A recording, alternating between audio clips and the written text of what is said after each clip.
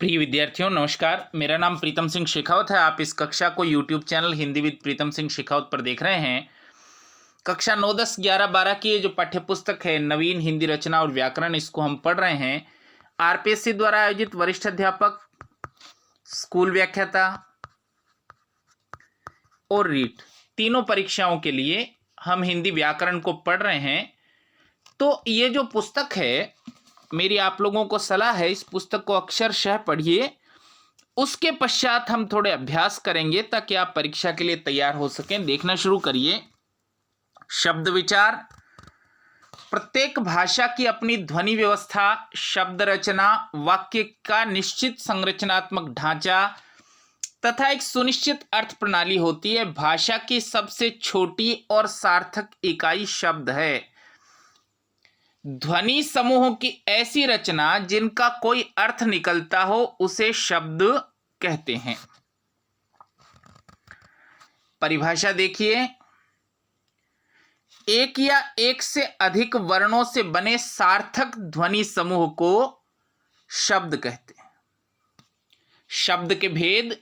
हिंदी भाषा जहां अपनी जननी संस्कृत के समृद्ध शब्द भंडार से प्राप्त परंपरागत विकास के मार्ग पर बढ़ी, वहीं इसने अनेक भाषाओं के संपर्कों से प्राप्त शब्दों से भी अपने शब्द भंडार में वृद्धि की। साथ ही साथ नए भावों, विचारों, व्यापारों की अभिव्यक्ति के लिए आवश्यकता अनुसार नए शब्दों की रचना भी पूरी उदारता व तत्परता से की गई। इस प्रकार हिंदी की शब्द संपदा न केवल विपुल बल्कि विविधतापूर्ण भी हो गई है। अब देखिए, शब्द की उत्पत्ति, रचना, प्रयोग और अर्थ के आधार पर शब्द के भेद किए जाते हैं। जब पीएससी सवाल पूछेगी या माध्यमिक शिक्षा बोर्ड सवाल पूछेगा तो शब्द के भेद कितने होते हैं इसके साथ आधार आवश्यक देगा। उदाहरण के लिए यह प्रश्न पूछा जाएगा कि उत्पत्ति के आधार पर शब्द कितने प्रकार के हैं या रचना के आधार पर शब्द कितने प्रकार के हैं, जिनका विस्तृत विवरण इस प्रकार है। सबसे पहले दिया है उत्पत्ति के आधार पर शब्दों के प्रकार। तो देखिए, उत्पत्ति के आधार पर मूलतः शब्द 4 प्रकार के हैं। तत्सम, तद्भव, तीसरे तरह का शब्द हम आगे पढ़ेंगे देशज, और चौथे तरह का शब्द विदेशी। अगर प्रकार की संख्या ही पूछ ले तो हमको ये 4 प्रकार बताने हैं। देखिए, सबसे पहले तत्सम। तत्सम का अर्थ है उसके समान। तत्सम का अर्थ है उसके समान। आजकल आप लोग रीट की तैयारी कर रहे हैं। बहुत वर्ष पहले जो पेपर हुआ था उसका नाम था टेट।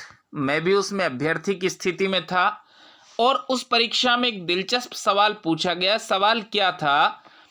तत्सम में तत् किस भाषा के लिए है? तत्सम में तत् किस भाषा के लिए है? तत्सम का अर्थ है समान, उसके समान। तत् का अर्थ है उसके, उसके यानी किसके? संस्कृत के समान। ठीक विकल्प था संस्कृत। प्रश्न ये पूछा था, आप वो पुराना पेपर किसी को मिले तो आप देख सकते हैं, रिकॉर्ड पर है कि ये तत्सम में तत् किसके लिए आया है, तो संस्कृत के लिए आया है। देखिए, अर्थात किसी भाषा में प्रयुक्त उसकी मूल भाषा के शब्दों को तत्सम कहते हैं। हिंदी की मूल भाषा संस्कृत है, अतः संस्कृत के वे शब्द जो हिंदी में ज्यों के त्यों प्रयुक्त होते हैं, इस बात को समझिएगा। तत्सम वो हैं जो संस्कृत से बिल्कुल वैसे ही हमने रख लिए हैं, उनमें कोई बदलाव हमने नहीं किया है। उन शब्दों को तत्सम कहते हैं। उन्हें तत्सम शब्द कहते हैं। जैसे अट्टालिका। अब देखिए, आलिका जो होता है ना, अट्ट का अर्थ ऊंचा या विशालकाय होता है, ठीक है ना। आलिका का अर्थ है भवन इत्यादि, तो अट्टालिका का अर्थ है ऊंचा भवन इत्यादि। अट्ट का अर्थ होता है ऊंचा। देखिए, हंसी का एक प्रकार अट्टहास कहा जाता है, इसका अर्थ ही है ऊंचा हंसना। देखिए, अट्टालिका उष्ट्र, कर्ण, चंद्र, अग्नि, आम्र, गर्दभ, क्षेत्र इत्यादि ऐसे शब्द जो संस्कृत में भी वैसे ही हैं और हिंदी में भी वैसे ही, उन शब्दों को हम तत्सम शब्द कहते हैं और दूसरा शब्द है तद्भव शब्द। संस्कृत के वे शब्द लिए तो हमने संस्कृत से ही हैं। यदि ये प्रश्न अब पूछ लिया जाए कि तद्भव शब्द मूलतः किस भाषा से हैं, मूलतः किस भाषा से हैं, तो संस्कृत से है भाई।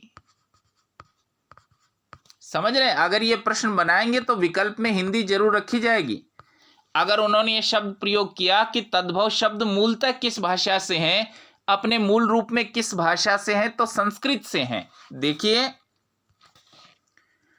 संस्कृत भाषा के वे शब्द जिनका हिंदी में रूप परिवर्तित कर उच्चारण की सुविधा अनुसार प्रयोग किया जाने लगा, उन्हें तद्भव शब्द कहते हैं। देखिए, शब्द है तत्सम, संस्कृत से वैसा का वैसा लिया गया, और तद्भव लिया तो वो भी संस्कृत से ही गया है, लेकिन हमने उसमें थोड़ा परिवर्तन कर दिया है, थोड़ा परिवर्तन कर दिया है। कैसे परिवर्तन कर दिया है? देखिए, तत्सम शब्द था अटारी और तत्सम शब्द था अट्टालिका और तद्भव हो गया है अटारी।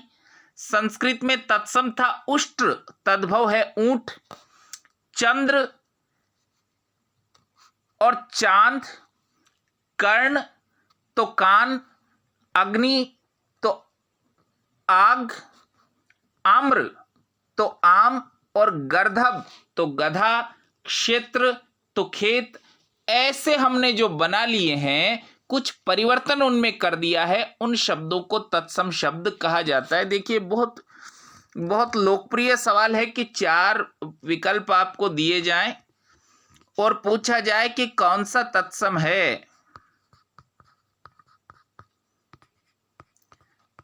ऐसे भी पूछा जा सकता है कि कौन सा इनमें तद्भव है। समझ रहे? तत्सम और तद्भव पर सवाल बनेगा क्या? सवाल यह है कि कौन सा शब्द तत्सम है और कौन सा शब्द तद्भव है, इसको हमको पहचानना है।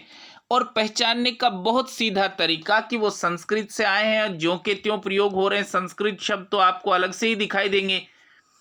3 तद्भव शब्दों के बीच में एक संस्कृत शब्द आपको अलग से दिखाई देगा, पर एक लंबी सूची हमको दी गई है, लंबी सूची दी गई है। इसको बार बार पढ़िए, मार्क करिए। जो आपको कुछ अलग लग रहा है शब्द, उसको मार्क करिए। जब तक आप मार्क नहीं करेंगे अपने शब्दों को, तब तक इस प्रश्न पर अच्छी स्थिति में आना आपका मुश्किल रहेगा। देखिए, कुछ उदाहरण मैं पढ़ रहा हूं, बहुत लंबी सूची है, कुछ उदाहरण पढ़ रहा हूं, इसको स्पष्ट करिएगा। जैसे शब्द है अकार्य, तो तत्सम शब्द है और हमने तद्भव बनाया है अकाज। अगम्य, अगम्य का अर्थ है जहां जाना संभव ना हो, शब्द बनाया है हमने अगम। आश्चर्य, तो शब्द बनाया है अचरज। अक्षत, अक्षत का क्या अर्थ होता है भैया? जिस पर कोई क्षत ना हो, जिसको कोई हानि अभी तक ना पहुंची हो, जिस पर कोई चोट इत्यादि अभी तक नहीं पहुंची हो, इसको कहते हैं अक्षत। तो देखिए, अट्टालिका ये शब्द हम पहले देख चुके हैं, शब्द बनता है अटारी। अज्ञानी तो अनजान, अंधकार तो शब्द बना है अंधेरा। देखिए, इस तरह के शब्द परीक्षा में पूछे जाने जैसे शब्द हैं। अंधकार तो पहचानना थोड़ा दिक्कत रहेगा अगर आप मार्क नहीं करेंगे कि ये शब्द तत्सम है। अमावस्या तो बड़ा सीधा, गांव में हमारे इसको कहते भी वही हैं, अमावस। थोड़ा और तद्भव होता है, राजस्थान में तो इसको मावस कह देते हैं। भाषा में घिसने और बढ़ने दोनों की प्रवृत्ति होती है भाई। मुझे संदेह है अगले वर्षों में इसको वस भी कहा जा सकता है, कुछ फर्क नहीं पड़ता। देखिए, अक्षर तो आखर। अमूल्य, अमूल्य किसको कहते हैं भाई? वाक्यांश के लिए एक शब्द भी पाठ्यक्रम में है, अमूल्य, जिसका मूल्य निश्चित न किया जा सके, पता ही नहीं कितना है। चुनाव में आप लोग देखते हैं ना, जिसका मूल्य निश्चित न किया जा सके। चुनाव में हम तो लोकतंत्र में रहते हैं, तो ऐसा लिखा होता है कि अपना अमूल्य मत दें, इतना मूल्यवान है कि मूल्य भी ठीक निश्चित नहीं किया जा सके, तो शब्द है अमूल्य। और बहुत सारा मूल्य हो तो इसे कहते हैं बहुमूल्य। समझ रहे? बहुत सारा हो तो बहुमूल्य, और जिसका मूल्य निश्चित ना किया जा सके अमूल्य। तो अमूल्य से शब्द बनता है अमोल, अमूल्य से शब्द बनता है अमोल। तो देखिए आप एकदम आराम से पहचान सकते हैं कि संस्कृत शब्द है, इसमें हमने थोड़ा बदलाव कर दिया। इस पूरी सूची को साथ साथ पढ़िए और जो महत्वपूर्ण लगे आपको उसको मार्क करिए। देखिए कुछ और शब्दों की व्याख्या मैं कर रहा हूं। देखिए आम्रचूर्ण, आम का चूरा, आम्रचूर्ण, समझ रहे हैं? संस्कृत में आम्रचूर्ण तो हमने कह दिया है अमचूर। अंगुष्ठ तो तद्भव है अंगूठा, अष्टादश तो तद्भव है 18, अर्ध तो तद्भव है आधा, और अश्रु तो शब्द बन गया है आंसू, अग्नि तो शब्द बन गया है आग। देखिए इस बात को समझिए कि वो जो तत्सम शब्द है उससे बहुत मिलता जुलता तद्भव शब्द होगा।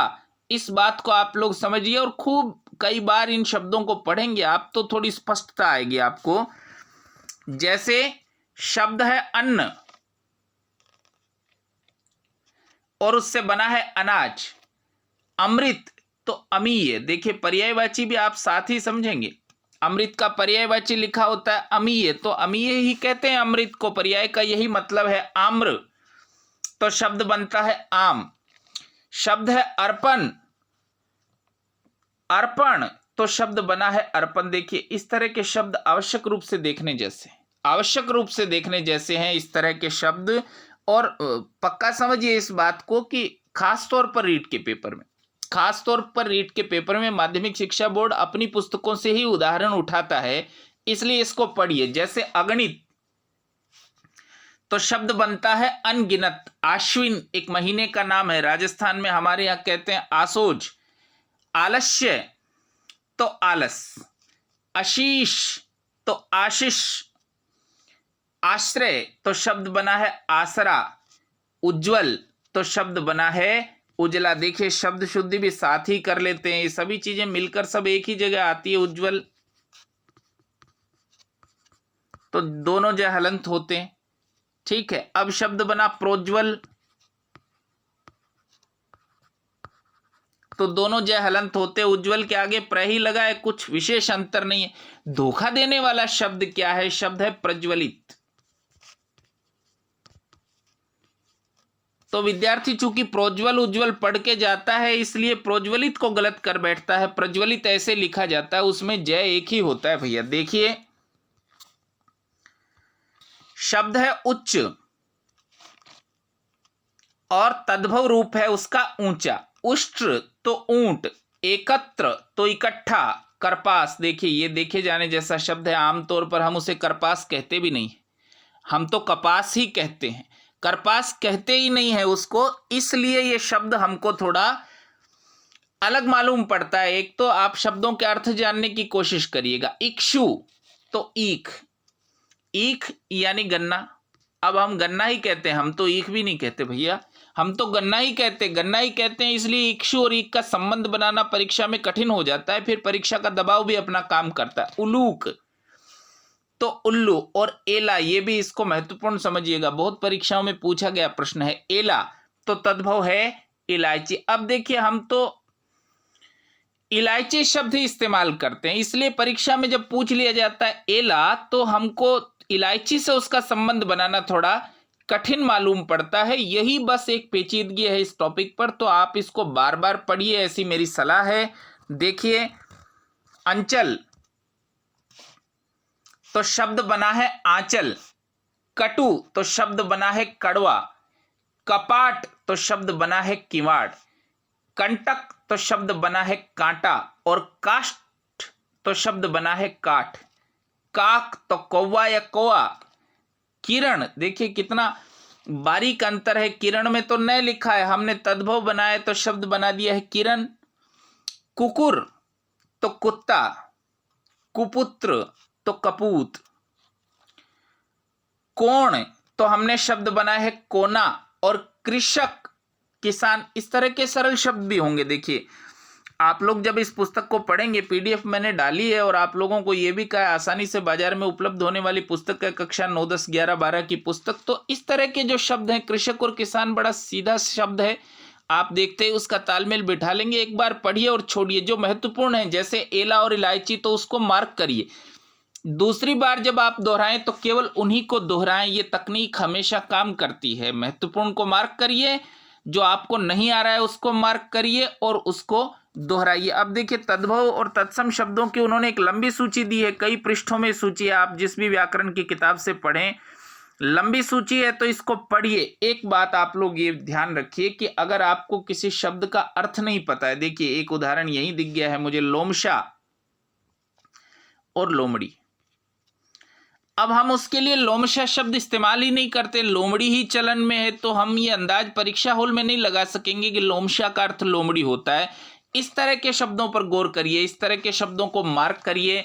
और अगर अर्थ की कोई कठिनाई है, अगर किसी तत्सम या तद्भव शब्द का अर्थ आपको नहीं आ रहा है, आप कुछ जानना चाहते हैं उस अर्थ के बारे में, तो प्रश्न पूछिए, कमेंट बॉक्स में जाकर प्रश्न पूछिए, ताकि मैं आपको थोड़ा स्पष्ट कर सकूं। और इसको बार बार पढ़िए, बार बार पढ़िए। पूरी सूची को मैं पढ़ूंगा तो बहुत सारा समय लग जाएगा, इस आशय से ये काम आपको दिया है कि इसको बार बार पढ़िए। ये देखिए, ये भी बहुत महत्वपूर्ण शब्द है। आपको जगह जगह जहां आप पढ़ेंगे इस सूची को, वहां आपको महत्वपूर्ण शब्द मिलते जाएंगे, जैसे सरसप और तद्भव है सरसों।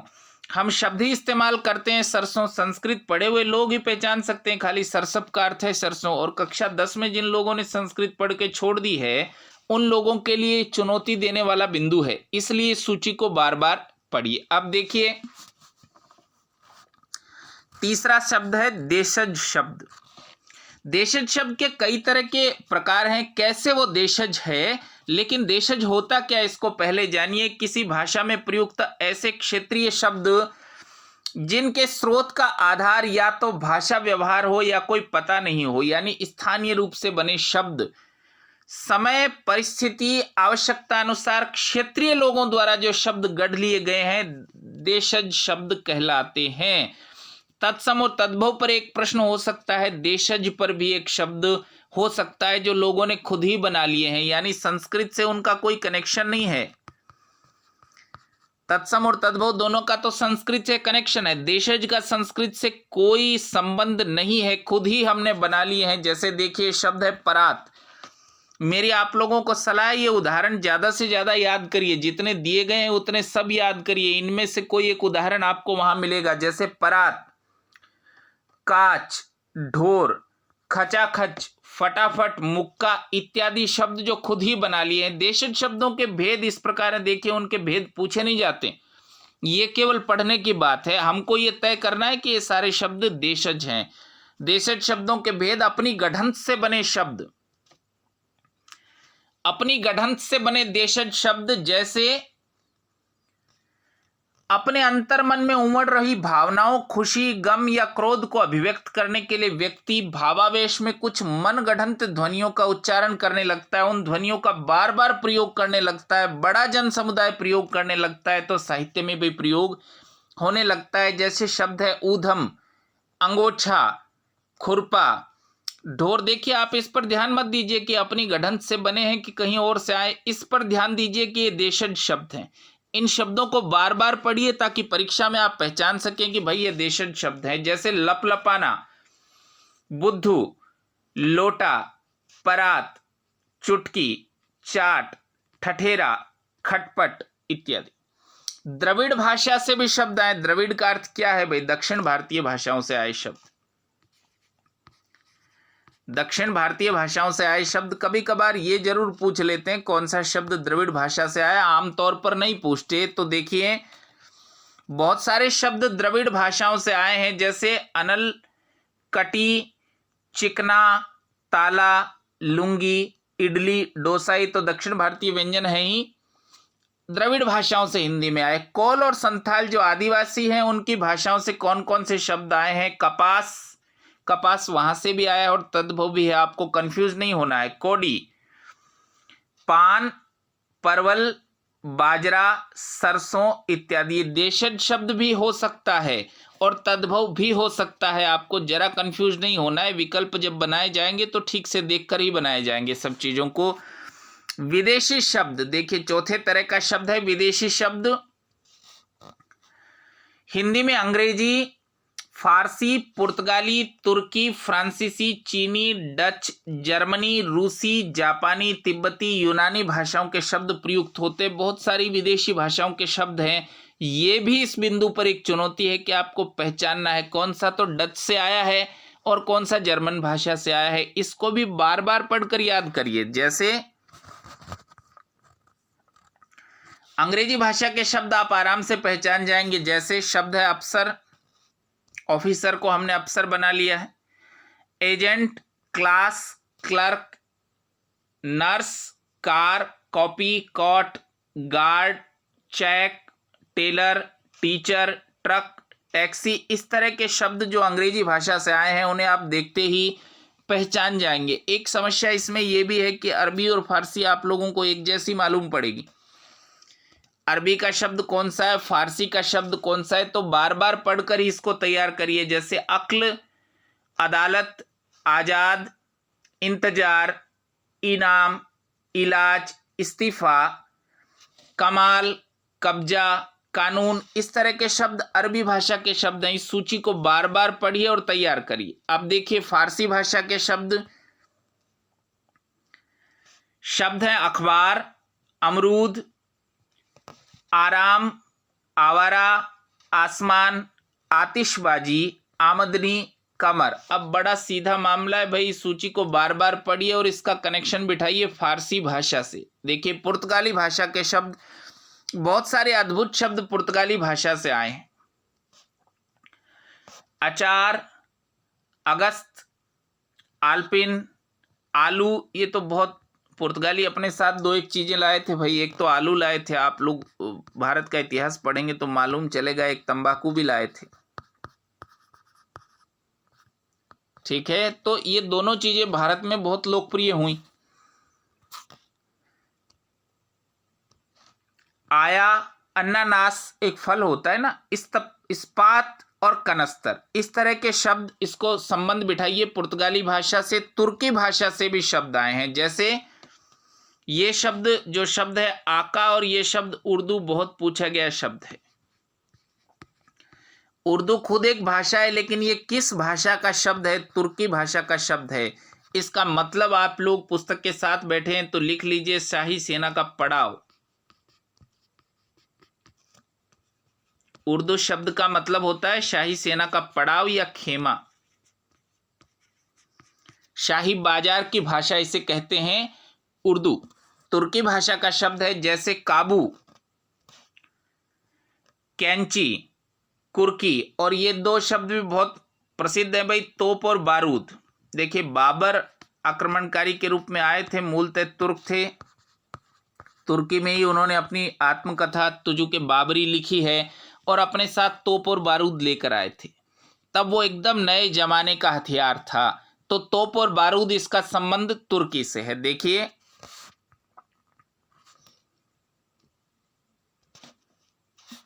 फ्रेंच भाषा के शब्द, अंग्रेज, ये खुद फ्रेंच भाषा का शब्द है। काजू, कारतूस, coupon, table, mayor, marshal, menu, restaurant, soup इत्यादि। चीनी भाषा से भी बहुत सारे शब्द हमारे यहाँ हैं, जैसे चाय, ये बहुत पूछा गया प्रश्न है भाई, इसको मार्क करना। चाय पूछा जाने जैसा प्रश्न है। लीची एक फल होता है। लोकाट और तूफान, डच से तुरुप, चिड़िया और ड्रिल, ये बहुत पूछा गया सवाल है भाई। चिड़िया डच भाषा से आया गया शब्द है। देखिए जर्मनी से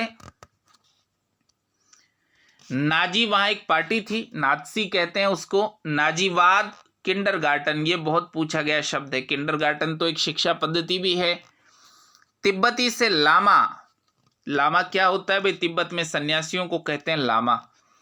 और डांडी, रूसी से जार, रूस के शासकों को कहते हैं। सोवियत, रूबल, रूस की मुद्रा है। स्पुतनिक उपग्रह का नाम था। बुजुर्ग, ये पूछा जाने जैसा शब्द है भाई, बुजुर्ग। बुजुर्ग रूसी भाषा से आया है। लूना, चांद को कहते हैं। लूना का अर्थ है चांद। यूनानी से आया है एकेडमी, यूनान में शिक्षा बहुत पहले से प्रचलित थी, हमने इसका बड़ा अच्छा हिंदी अनुवाद किया है, अकादमी। एकेडमी से हमने बनाया है अकादमी। एटम भी यूनानी भाषा से आया है। एटलस, टेलीफोन, बाइबिल इत्यादि यूनानी भाषा से आए हुए शब्द हैं। अब देखिए संकर शब्द। कभी कभी शब्द दो भाषाओं से मिलकर भी बनते, दो भाषाओं से मिलकर बनते हैं शब्द। वर्षगांठ, वर्ष संस्कृत का शब्द है, गांठ हिंदी का। उद्योगपति, उद्योग संस्कृत का शब्द है, पति हिंदी का शब्द है। रेलगाड़ी, रेल अंग्रेजी का शब्द है और रेल यात्री, यात्री संस्कृत का शब्द है। टिकट घाट, तो टिकट अंग्रेजी का शब्द है और घर हिंदी का शब्द है। नेक नियत, नेक फारसी का शब्द है और नियत अरबी का शब्द है। जांच करता, जांच फारसी का शब्द है और करता हिंदी का। तो इस पर एक बहुत अच्छा सवाल बन सकता है कि कौन से शब्द संकर हैं। तो इस सूची को याद ही करिए और इसके अतिरिक्त शब्द मत ढूंढिएगा। मुझे पूरा भरोसा है कम से कम रीट के पेपर में तो प्रश्न यहीं से उठाए जाएंगे। जैसे बेढंग, बे फारसी का उपसर्ग होता है फारसी में बे, और ढंग है हिंदी का। बेआब, बे फारसी का और आब उर्दू अरबी का शब्द है।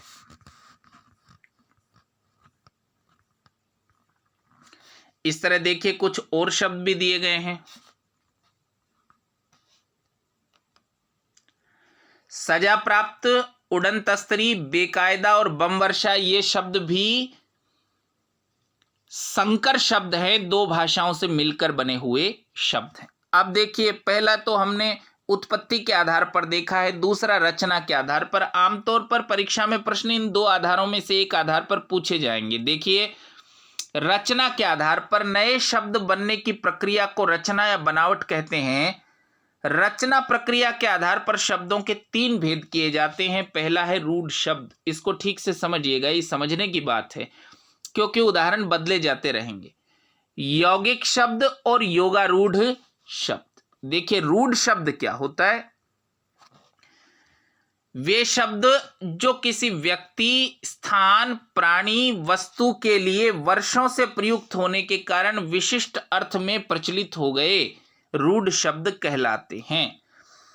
इन शब्दों के अर्थ की ही एक इकाई होती है। इस शब्दों के निर्माण की प्रक्रिया भी ज्ञात नहीं होती है। इनका कोई अन्य अर्थ भी नहीं निकलता है। देखिए खूब सारी पहचान बनाइए। एक तो विशेष अर्थ में होता है, शब्दों के टुकड़े करेंगे तो भी आप अर्थ निकाल नहीं सकेंगे।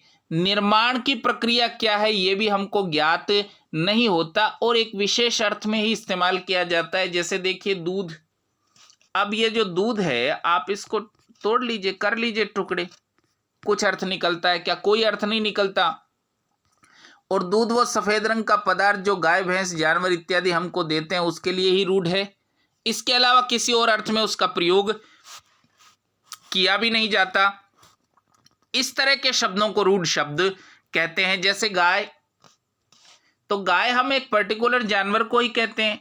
रोटी आप टुकड़े भी करेंगे तो कोई अर्थ नहीं निकलेगा। दीपक, पेड़, पत्थर, देवता, आकाश, मेंढक, स्त्री विशेष अर्थ में रूढ़ हैं, खास अर्थ में रूढ़ हैं। इसलिए रूढ़ शब्द, इनकी निर्माण प्रक्रिया भी हमको ज्ञात नहीं और किसी अन्य अर्थ में इनका प्रयोग भी नहीं किया जाता। इन्हें हम रूढ़ शब्द कहते हैं। देखिए दूसरा शब्द है यौगिक शब्द। नाम से ही आपको पता चलेगा वे शब्द जो दो या दो से अधिक शब्दों से मिलकर बने हैं। योग का अर्थ तो जोड़ ही होता है भाई, योग का अर्थ जोड़ होता है। तो यौगिक वे शब्द हैं जो दूसरे शब्दों से मिलकर बने हैं। इन शब्दों का अपना पृथक अर्थ भी होता है और मिलकर संयुक्त अर्थ भी होता है। अलग अलग अर्थ भी है और मिलकर एक संयुक्त अर्थ भी बना रहे हैं। ऐसे शब्दों को यौगिक शब्द कहा जाता है। जैसे विद्यालय यौगिक शब्द है, विद्या अलग अर्थ है, आलय अलग अर्थ है, दोनों जुड़कर एक जगह का विशेष अर्थ बना रहे। जैसे प्रेम सागर, प्रेम और सागर से मिलकर बना है। प्रतिदिन, प्रति और दिन से मिलकर बना है। दूध वाला, दूध और वाला से मिलकर बना है। राष्ट्रपति, राष्ट्र और पति से मिलकर, महर्षि, महा और ऋषि से मिलकर। तो दो पहचान, पहले तो दो शब्दों से मिलकर बने हैं, दूसरा मिलकर एक अलग अर्थ भी बना रहे हैं, और तीसरी बात दोनों शब्दों के अलग अलग अर्थ भी होते हैं। अब देखिए तीसरा शब्द योगारूढ़। विशेष बात है, यौगिक भी है और रूढ़ भी, इसलिए इसे योगारूढ़ कहा जाता है। वे यौगिक शब्द जिनका निर्माण पृथक पृथक अर्थ देने वाले शब्दों के योग से होता है, किंतु वे आपस में मिलकर एक विशेष अर्थ को ही प्रतिपादन करने के लिए रूढ़ हो जाते हैं, यानी वो यौगिक शब्द भी हैं और रूढ़ शब्द भी। यौगिक क्यों है भाई? दो से मिलकर बने हैं इसलिए, और रूढ़ है किसी विशेष अर्थ में प्रयुक्त होने लगे हैं, इसलिए इन शब्दों को योगारूढ़ कहा जाता है। देखिए,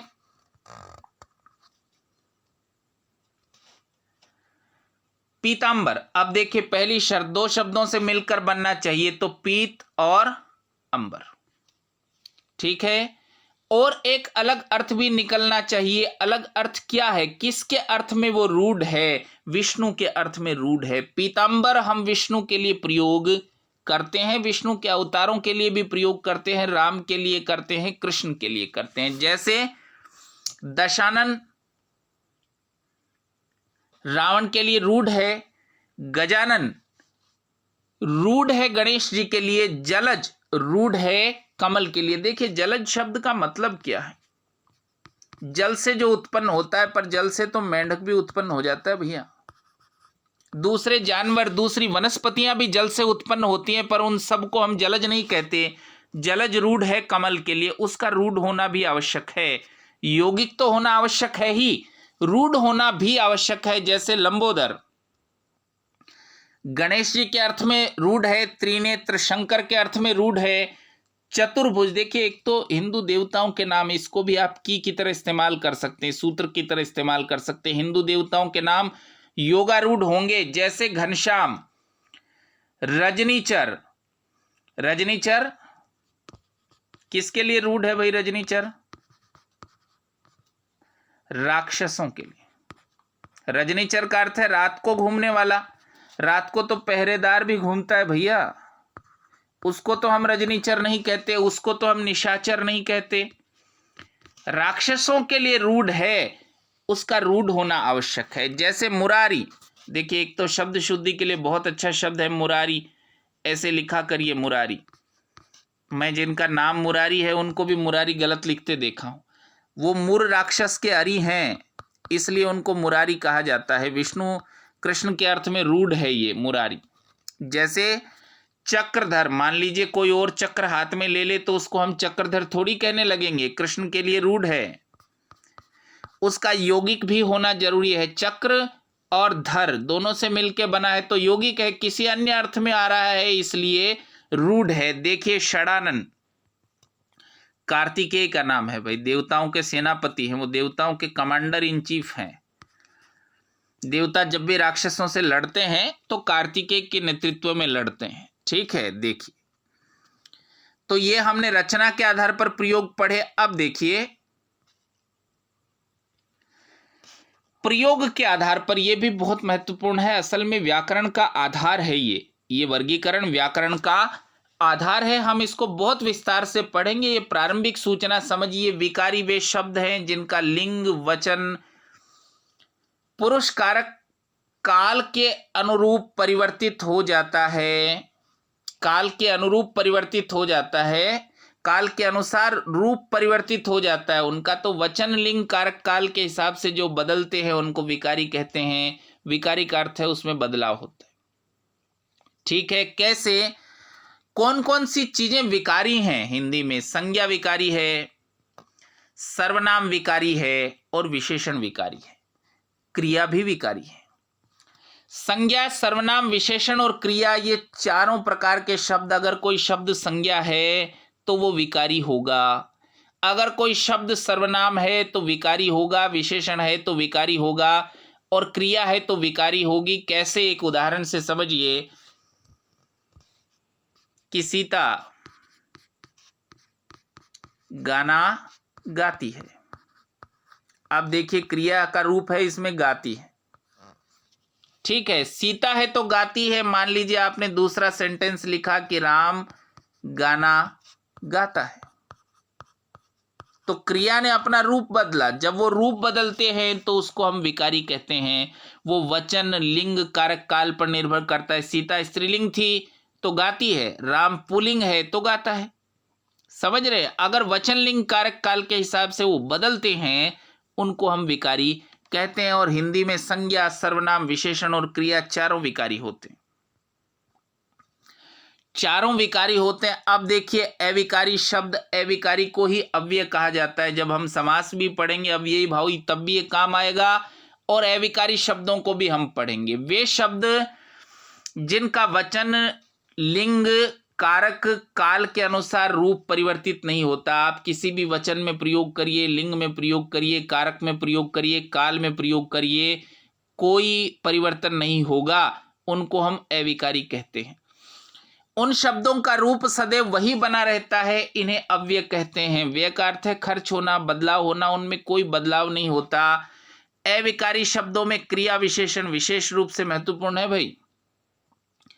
क्रिया विशेषण बहुत महत्वपूर्ण है। देखिए क्रिया विकारी है, विशेषण विकारी है, लेकिन क्रिया विशेषण अविकारी है। इसको मैं एक उदाहरण से समझाता हूं। क्रिया विशेषण पढ़ेंगे तब हम और अच्छी बात करेंगे। सुरेश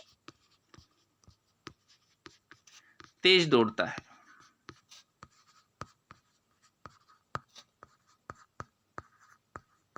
तो तेज क्या है भाई? क्रिया विशेषण है, क्योंकि दौड़ना जो क्रिया है उसकी विशेषता बता रहा है। दूसरा देखिए सीता तेज दौड़ती है। आपने लिंग बदल दिया है कर्ता का, पुल्लिंग था स्त्रीलिंग कर दिया है, तो क्रिया पर तो फर्क पड़ता है। स्त्रीलिंग होते ही दौड़ती है, लेकिन तेज जो क्रिया विशेषण है उस पर कोई अंतर नहीं पड़ता है। तो संज्ञा, सर्वनाम, विशेषण और क्रिया विकारी हैं, जबकि क्रिया विशेषण अविकारी है। इसके अलावा भी शब्द हो सकते हैं, जैसे संबंध बोधक, समुच्चय बोधक, विस्मयादि बोधक, ये भी अव्यय होते हैं, विकारी है। आह तुम कहां चले गए, विस्मयादि बोधक है। मान लीजिए ये लिखा आह तुम कहां चले गए, तो अविकारी है। आह की स्थिति वही रहेगी, भले ही आप लिंग बदल दें। अगर आप लिखें आह तुम कहां चली गई, तो भी वही बात है, आह पर कोई अंतर नहीं पड़ेगा। एक दिलचस्प शब्द भी मुझे याद आया है, जैसे शब्द है जल। अविकारी है भाई ये शब्द, अव्यय है शब्द। जैसे जल, एक तो देखिए जब अविकारी शब्द पहचानने हो तो आप हमेशा बहुवचन बनाया करिए, लिंग बदला करिए, तो आपको पता चल जाएगा। जल यानी पानी, उसका बहुवचन कुछ होता है? नहीं होता। जल का बहुवचन जल ही है, समझ रहे? स्त्रीलिंग कुछ होता है? पानी के अर्थ में तो नहीं होता, अन्य अर्थ में होगा भले ही, पानी के अर्थ में बिल्कुल नहीं होता। तो वचन लिंग कारक काल से जिस पर अंतर नहीं पड़े वो अविकारी है। ऐसे आप बनाकर देख लेना, बहुवचन बनाकर देखिए। जब आप बहुवचन बनाकर देखेंगे आपको पता चल जाएगा बनता नहीं है। जब बहुवचन नहीं बनता है तो वो अविकारी है। जैसे विस्मयादि बोधक अव्यय है वाह। अब बनाइए बहुवचन, कुछ बनता है क्या? कोई बहुवचन नहीं बनता, कोई स्त्रीलिंग नहीं बनता, इसलिए वो अविकारी है। और देखिए शेष बातें हम आगे आगे जब पढ़ेंगे तब करेंगे। एकार्थी शब्द कोई विशेष बात नहीं है, परीक्षा के लिए कुछ विशेष उपयोगी नहीं है। जब हम एकार्थी पढ़ेंगे तो आप जानेंगे। एक ही अर्थ निकले तो एकार्थी कहते हैं, अनेक अर्थ निकले तो अनेकार्थी कहते हैं। ये जो दूसरा बिंदु है इसको पढ़िए। जब हम अभ्यास करेंगे तो आपको चीजें ज्यादा स्पष्ट होंगी। आप लोगों को बहुत धन्यवाद।